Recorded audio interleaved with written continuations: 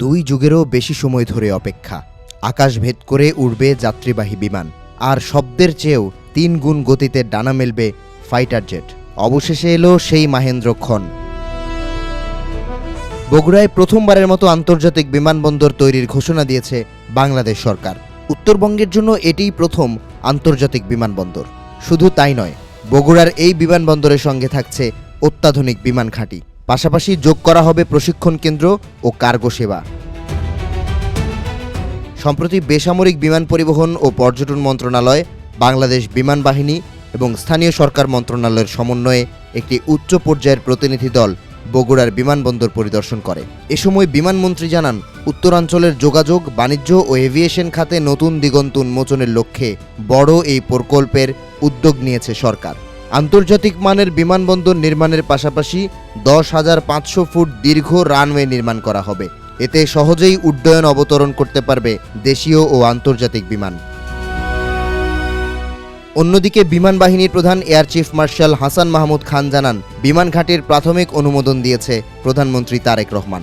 উত্তরাঞ্চলে একটি অত্যাধুনিক বিমান ঘাঁটি নির্মাণ করা হবে, এটি আমার প্রতিজ্ঞা। তিনি আরও বলেন, উত্তরাঞ্চলের জন্য বিমান বাহিনীর একটি পূর্ণাঙ্গ বিমান ঘাঁটির অনুমোদন ইতোমধ্যে হয়েছে এবং সেখানে আধুনিক প্রশিক্ষণ ও অপারেশনাল সুবিধা গড়ে তোলা হবে। বগুড়া থেকে ভারত সীমান্তের সর্বনিম্ন দূরত্ব 130 কিলোমিটার। ফলে সীমান্তে বহিরাগত শত্রুর অনুপ্রবেশ ঠেকাতে ফ্রন্টলাইনার হিসেবে কাজ করতে পারে এই বিমান ঘাঁটি। এর আগে লালমনিরহাট বিমান ঘাঁটির সংস্কার ও আধুনিকায়নের কাজ শুরু করে অন্তর্বর্তী সরকার। ইতোমধ্যে তৈরি করা হয়েছে বিশাল হ্যাঙ্গার, পাশাপাশি স্থাপন করা হয়েছে আকাশ প্রতিরক্ষা ও রাডার সিস্টেম। লালমনিরহাট থেকে সীমান্তের দূরত্ব মাত্র 20 কিলোমিটার। গেল 30 এপ্রিল 37,000 কোটি টাকায় 10টি বিমান কিনতে বোয়িংয়ের সাথে চুক্তি করে বাংলাদেশ। ইতালির কাছ থেকে 20টি ইউরোফাইটার টাইফুন কিনতে সম্মতিপত্রে চুক্তির পেরিয়েছে 5 মাস।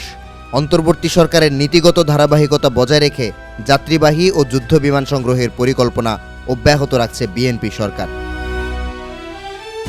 বিমান বাহিনী সূত্র ইঙ্গিত দিয়েছে, কৌশলগত নিরাপত্তা অঞ্চলের অংশ হিসেবে বগুড়া ও লালমনিরহাট বিমান ঘাঁটিকে গড়ে তোলা হচ্ছে।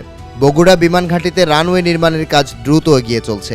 পাশাপাশি আকাশ প্রতিরক্ষা ও ড্রোন শনাক্তকরণ ব্যবস্থা স্থাপনের জন্য আলোচনা চলছে তুরস্ক, চীন ও মার্কিন যুক্তরাষ্ট্রের সঙ্গে।